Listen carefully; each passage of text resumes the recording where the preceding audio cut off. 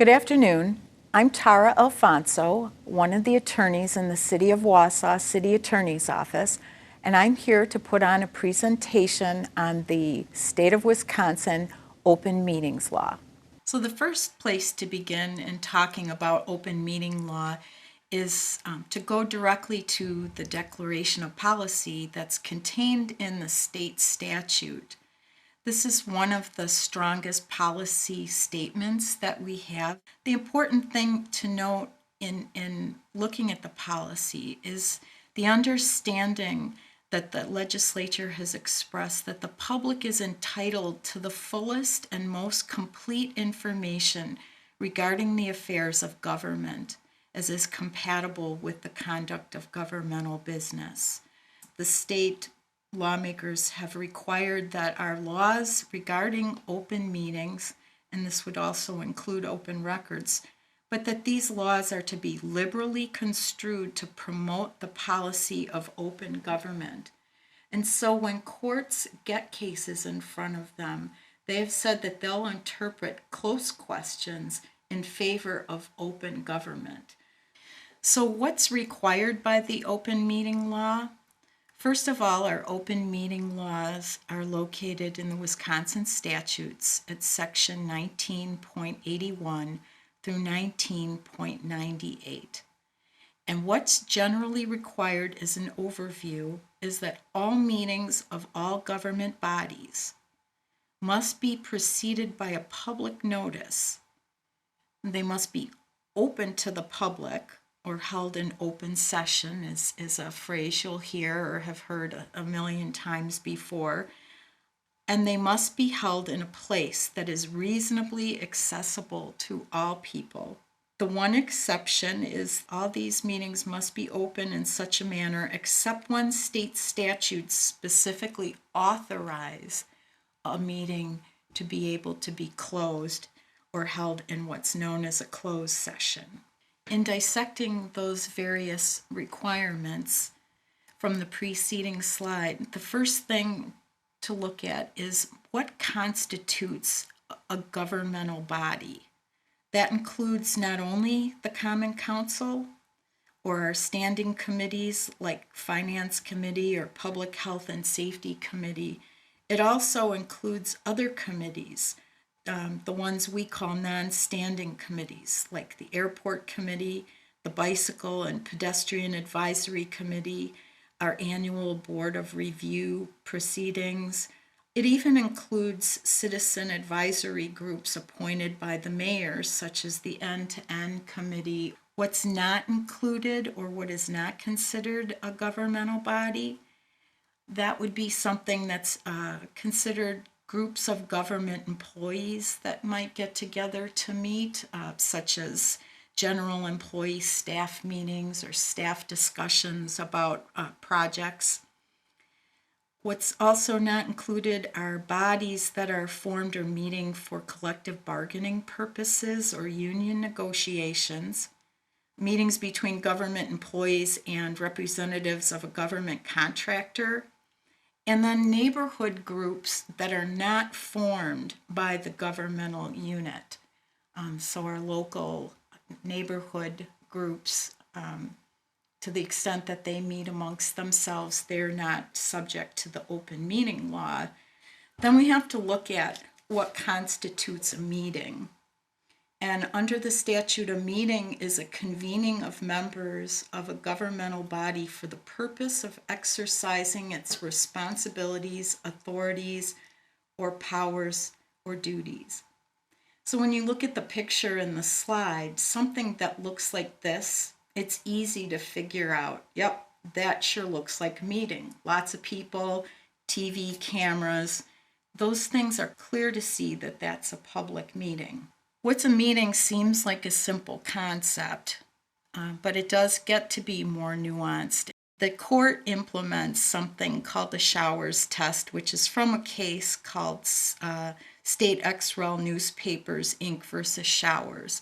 So to determine whether something is a meeting for purpose of applying the open meeting law, courts look at the purpose of the meeting and the numbers of people in attendance at the meeting. The court will look and determine that a meeting has occurred when members convene for the purpose of conducting governmental business and the numbers of members present are enough to determine the outcome of a particular government action. So the purpose requirement, when is a meeting held for the purpose of conducting business? Conducting governmental business includes discussions, preliminary decisions, even information gathering, such as in the past, city council members have taken bus tours of areas of the city to the industrial park.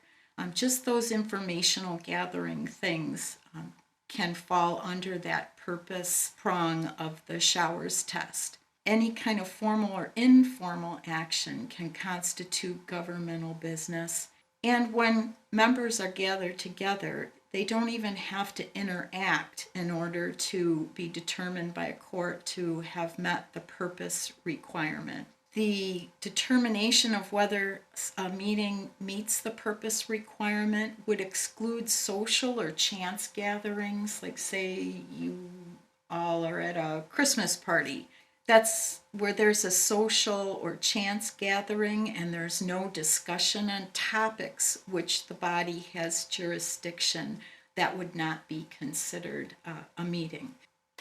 Then, for the purpose of determining whether a meeting has been convened, the second part of that test, the numbers requirement, the court or the open meetings law looks at whether a sufficient number of members that are able to determine a body's course of action are together, or a number of members that have a negative power to defeat an action. So under a meeting where you only need a majority to pass an action, the open meetings law applies typically where you have more than half of the members of the body present, because typically you only need half of the members plus one to make a decision or pass an action. So the negative quorum requirement occurs where you may have a supermajority requirement in order to take a government action. For example, a body has a rule that it requires a 2/3 majority requirement to vote to pass an action of the body. Under that type of scenario, if you have enough people assembled in a meeting or in a gathering that can control what happens to the body by voting to block or not pass the action that's in front of it, that's constituted as a negative quorum. So take, for example, you have a body of 6 people. If you have 3 of the people there and you require a supermajority, a gathering of those 3 people is enough to stop that action. Continuing on, we look at whether a meeting has been convened. The law requires that the members must actually convene in order for there to be a meeting. Going back to the original slide with that big meeting, it's easy enough to look at all those people in the room and say, well, that sure looks like the convening of a meeting. And that's a pretty clear case. However, meetings are not always limited to face-to-face gatherings. Meetings can include situations where members are able to effectively communicate and exercise the governmental body's authority. What you look at, or what you ask yourself, is how much does a particular communication resemble a face-to-face meeting, even where there is no face-to-face meeting occurring? Convening of members, you can look at the situation of written paper correspondence, where somebody produces a paper or a hard copy memorandum or document, and then it's circulated among the members of the body. Typically, that kind of thing is a one-way flow of information. The paper is taken, it's passed on, and that's the end of it. There is either no exchange or response back and forth, or if there is one, it's usually spread over a considerable period of time and there is little or no conversation about it. So these kind of situations involving the circulation of written paper correspondence generally don't constitute the convening of members for purpose of looking whether the open meeting law applies. Telephone conferences, video conferences, while members do not meet face to face, these are very similar or equivalent to in-person or face-to-face conversations. People conducting telephone conference calls or video conference calls are able to effectively talk amongst themselves, and they can exercise authority of the body. Especially we see that now with the development of our WebEx meetings, in which through the response to COVID, people are able to participate now through video conference. I think those situations now are really clear to most people that they are or can constitute a meeting. Now we get to the really important part of whether there is a meeting or a convening of meeting, and that is the dreaded email. This is very important to keep in mind because you look at the slide that we had earlier in the presentation. Again, I refer to that. That's so clear. That's a meeting. People are gathered. There's a crowd. There's cameras present. That's easy to know it's a meeting. But the law will also look at the possibility of electronic communications through blogging or email or instant messages as being able to constitute the convening of members. So even if you're not together in the same room, even if these messages don't occur instantly and simultaneously, the way electronic communications can be transferred between people can constitute the convening of members. There are no court decisions yet on this topic, but when you are engaging in email communications, you need to be conscious of how that conversation between other individuals might be considered to constitute in-person discussions. Consider those kind of communications where you have a rapid back and forth exchange of viewpoints among multiple members. Sometimes someone will pass an email out and it goes to 3 other people and then they respond back instantly to everybody on that email chain. That begins to look more like a conversation. And the court will look at the number of communications. They will look at the number and who the participants are. Are those members of a body? And is there a number of participants sufficient to control the action of the body? And then they look at the extent of the conversation-like interactions in that communication. So be conscious of that when you're circulating emails. They can end up constituting a meeting for the purpose of having needed to comply with the open records law. And what you definitely need to be conscious of are functions like forward and reply all. You may not have intended to create that type of meeting when you write an email, but those functions like forward and reply all take out of your control the ability to even know where your email is going, and inadvertently you can be found to have initiated something that turns into a meeting. So these are some tips on the next slide of things that you can do to reduce the risk of having inadvertently created an open meeting law violation when you have electronic communications. So senders, be sure that you're using electronic communications to transmit information only one way. You might want to consider putting on your emails as a standard format some kind of message that reminds people to reply only to you, and please do not hit reply all. Also, even consider incorporating a message that says do not reply to me on those things.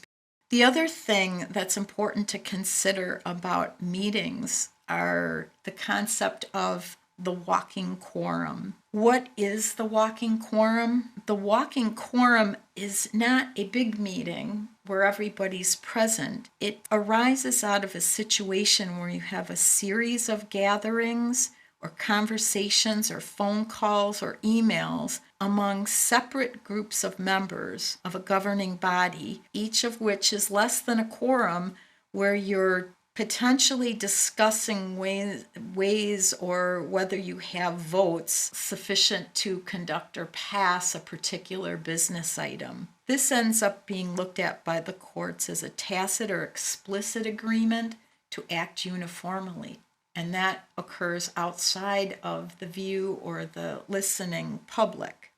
And the courts will look at to what extent do these series of gatherings or emails or phone calls resemble a face-to-face meeting without actually convening the members. These types of gatherings or series of communications violate the open meeting law because they conduct government business without public notice, without public information or participation, and it effectively determines the body's course of action outside the public view. And it really renders the actual meeting itself as a mere formality. Then there's a concept just to be aware of if you're staffing or you're the chair of a committee, overlapping or multiple meetings. This is where you might have a quorum of members of one governmental body attend a meeting of another governmental body, whether it's to gather information or to engage in governmental business.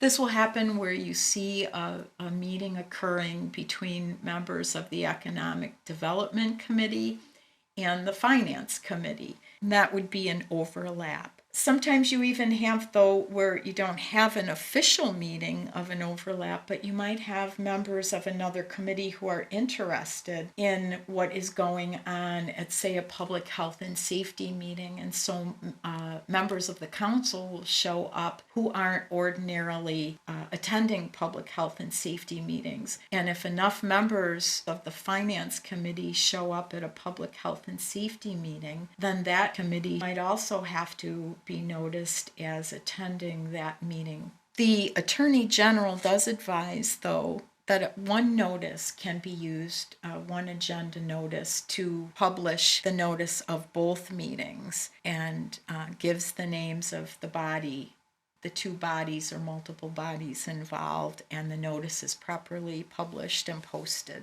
So that brings us to the notice requirement. Every meeting of a governmental body must be preceded by notice to the public. And the manner of giving notice falls to the responsibility of the chief presiding officer of the governmental body, or the chairperson, who's responsible for that notice. So this responsibility for providing proper notice falls to the chairperson of that committee or the council, even if that task is delegated to the staff. And that notice must go to the public, the news media, or any individuals who've submitted a written request to be notified of meetings of that body. It also has to go to the official newspaper in the area, which in our case is the Daily Herald. It's also communicated by posting in places likely to give notice to the public, or in the newspaper by a paid publication, sort of like a notice to the public that falls in that public notice section of the paper. And then in addition to those, one of those things, the posting or the paid publication, but not in lieu of. Notices can also be posted on the governmental website. Fortunately, our clerk's office does those things and does those things very well for the city of Wausau meetings. So by working with them, it's pretty easy for the chairperson of a committee to ensure that proper notice of the meeting is given. What's required to be in the notice? That's easy. Enough information so people who want to attend know where to go and know when the meeting is. So the time, the date of the meeting, the place of the meeting, and very important is the subject matter of the meeting. So how detailed or specific does the subject matter in that public notice of the meeting have to be?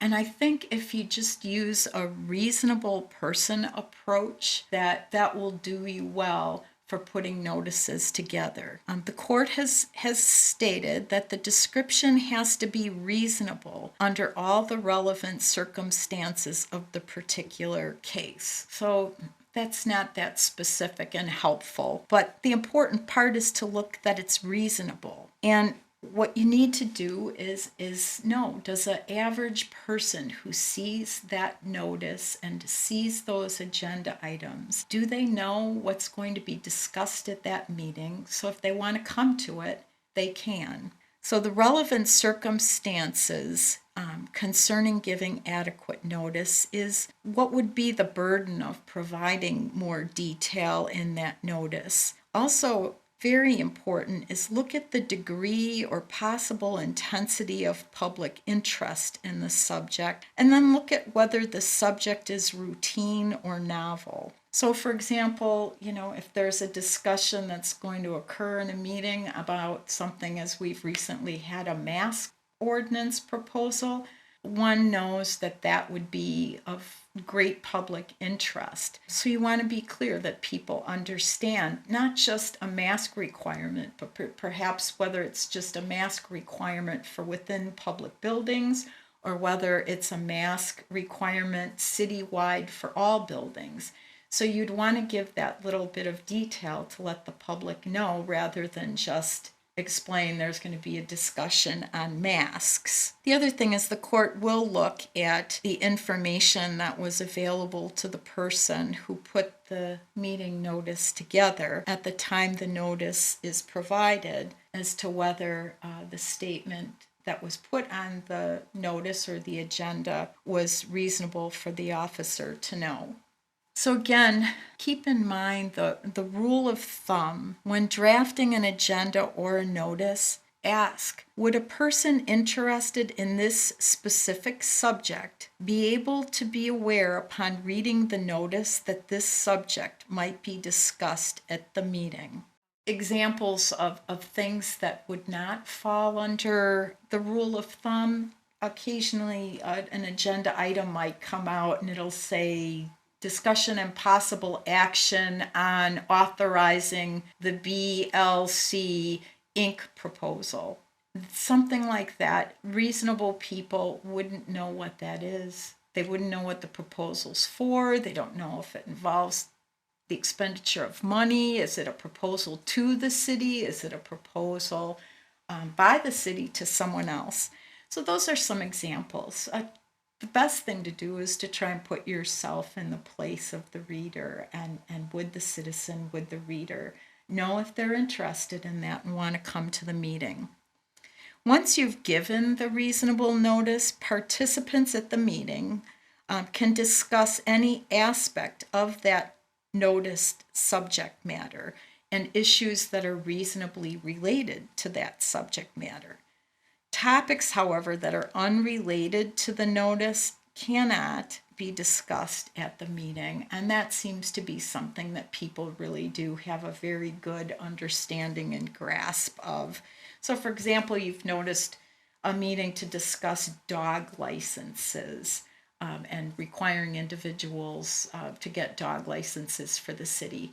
It might be reasonable to have a discussion that kind of arises under that topic of rabies vaccinations, because dog licenses are the indication that an individual has had a rabies vaccination given to their animal, and it is a requirement for a license.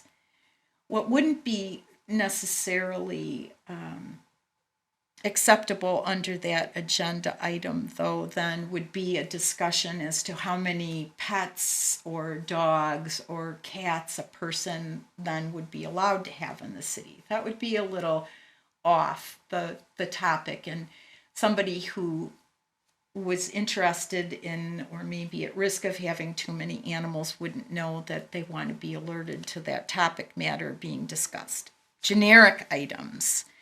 So what are generic items on an agenda? Those are items that really don't identify any particular subject. They're just sort of a catch-all. These kind of things can include an agenda item, old business or future business, or agenda revisions.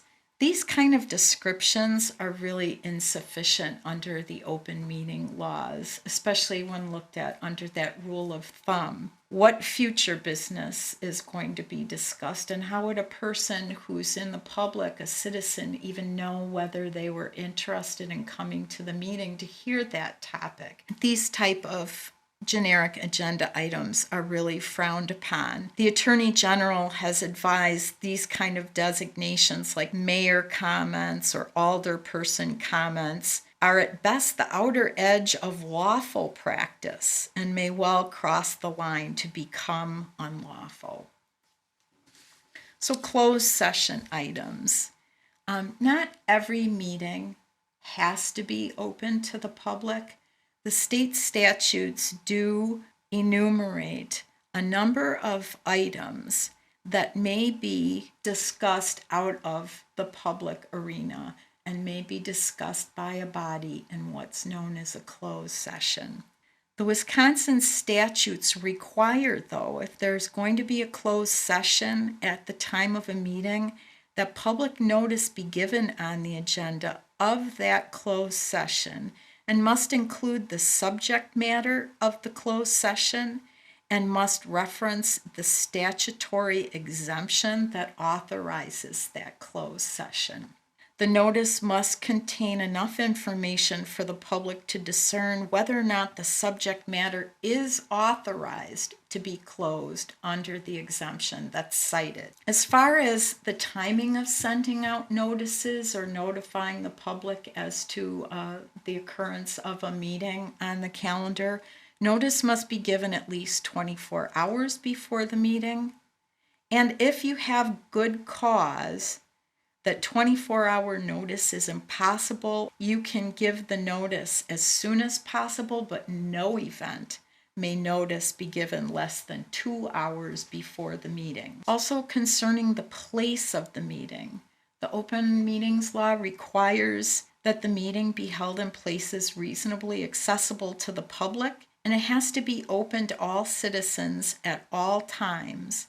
A body can leave the place where the meeting is occurring, for example, for an inspection or a tour, if the notice lists the place that's going to be visited or all the places that are to be visited and in order. Then each location that the meeting is moved to has to be reasonably accessible to the public. And business cannot be discussed except during the time when the members are all convened at one of the notice locations. So if a number of people then adjourn to move into another location and everyone gets on the bus, discussions cannot occur on the bus regarding that agenda item until everybody is back convened in the publicly noticed location. And then just generally public accessibility sort of requirements.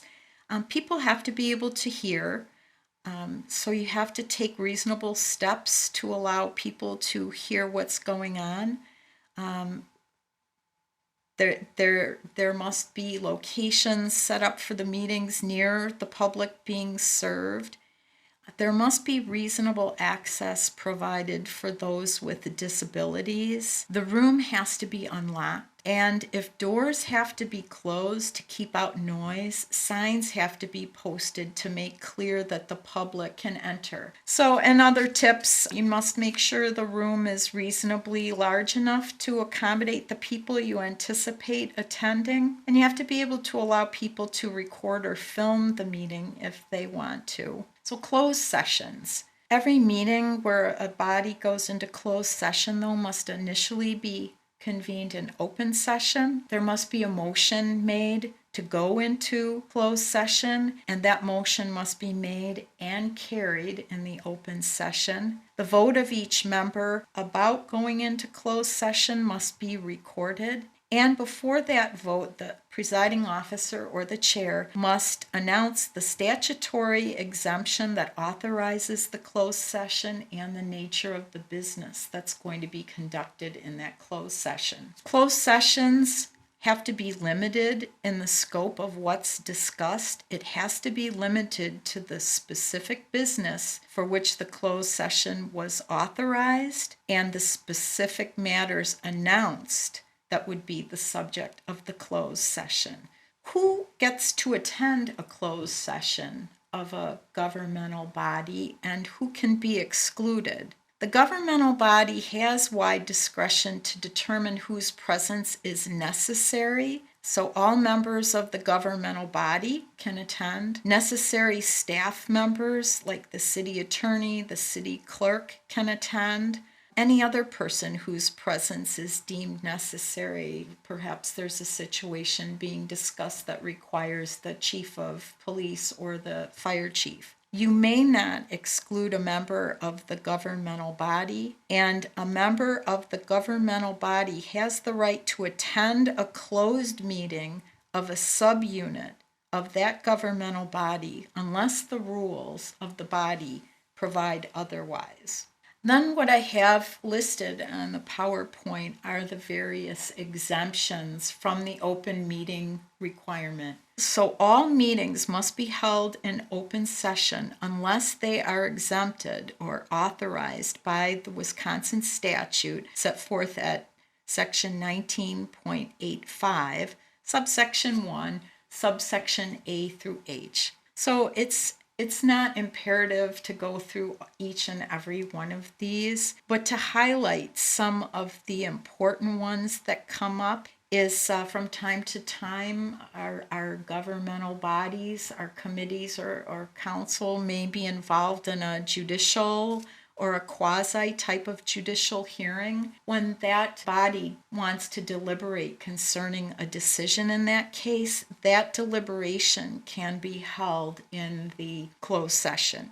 Another important closed session exception that comes up all the time is that a body can go into closed session to deliberate or negotiate the purchase of public properties, the investing of public funds, or conducting other specified public business whenever competitive or bargaining reasons require a closed session. So courts evaluate when challenges are made to whether this exemption might have properly been applied. The burden is on the governmental body to show that competitive or bargaining interests require a closed session.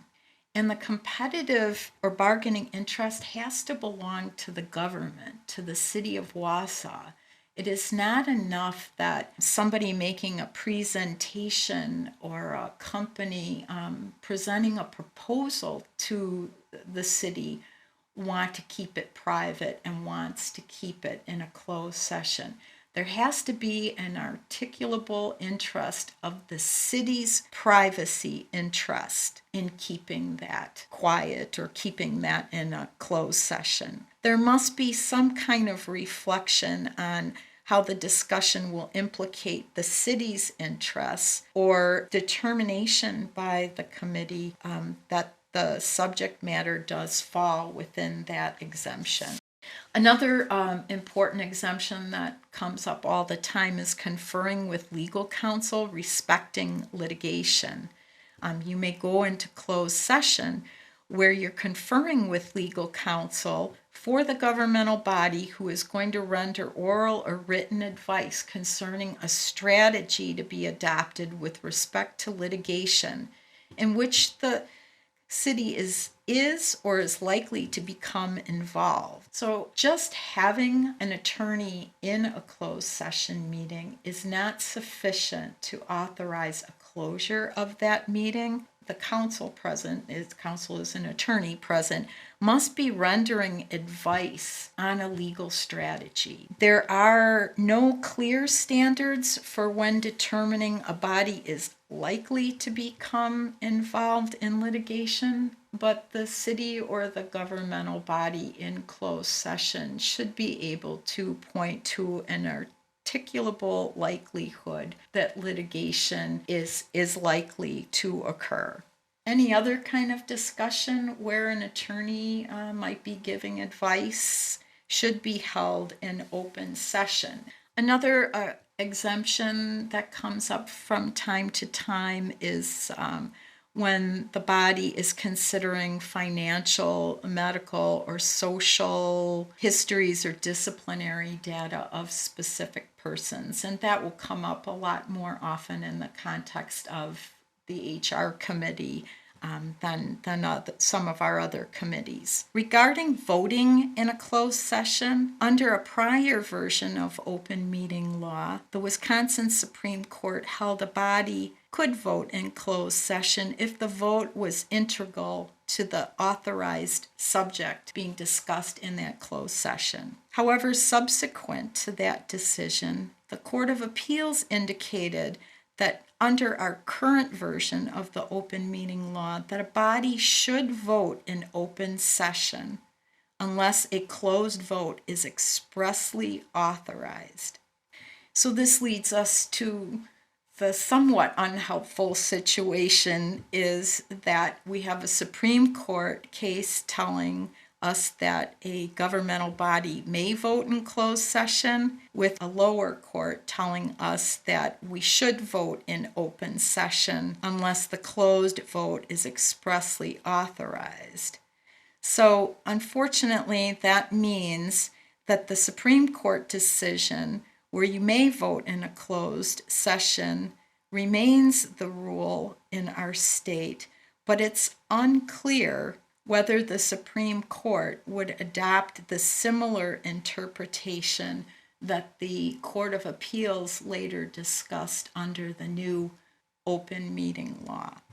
Given the uncertainty, fortunately, the Wisconsin Department of Justice has advised that a governmental body should vote in open session unless it would compromise the purpose of the closed session. After the closed session, a body can return to open session, but only if the meeting notice states that this would occur. So when putting agendas together, it's important to consider whether the body will want to reconvene back into the open session again after it's had that discussion in the closed session. The meeting notice, fortunately, doesn't have to specify the time the body expects to reconvene into an open session. Some closed sessions last way longer than others. So the body is free if it's noticed that they will reconvene into open session.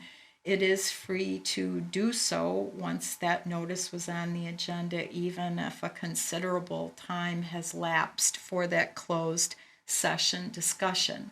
A body is able to adjourn directly from the closed session without returning to the open session. So as far as voting and ballots, no secret ballots are permitted except in the one situation where there is an election of officers occurring. Any member of a body may request that a vote be taken so that the vote of each member is ascertained and recorded in the city records. It's also required that motions, seconds to motions, and votes should be recorded. These records should be preserved so that access can be granted under the public records law if requested by individuals or the media. Meeting minutes should document the reason for closed sessions and motions, seconds, and votes and procedural requirements, including any roll call votes. There are penalties provided for violations of open meeting laws, and these apply individually to the members of the governing body. Any member of a governmental body who knowingly attends a meeting in violation of the open meeting law or otherwise violates the law, even if not knowing, is guilty of an open meeting law violation.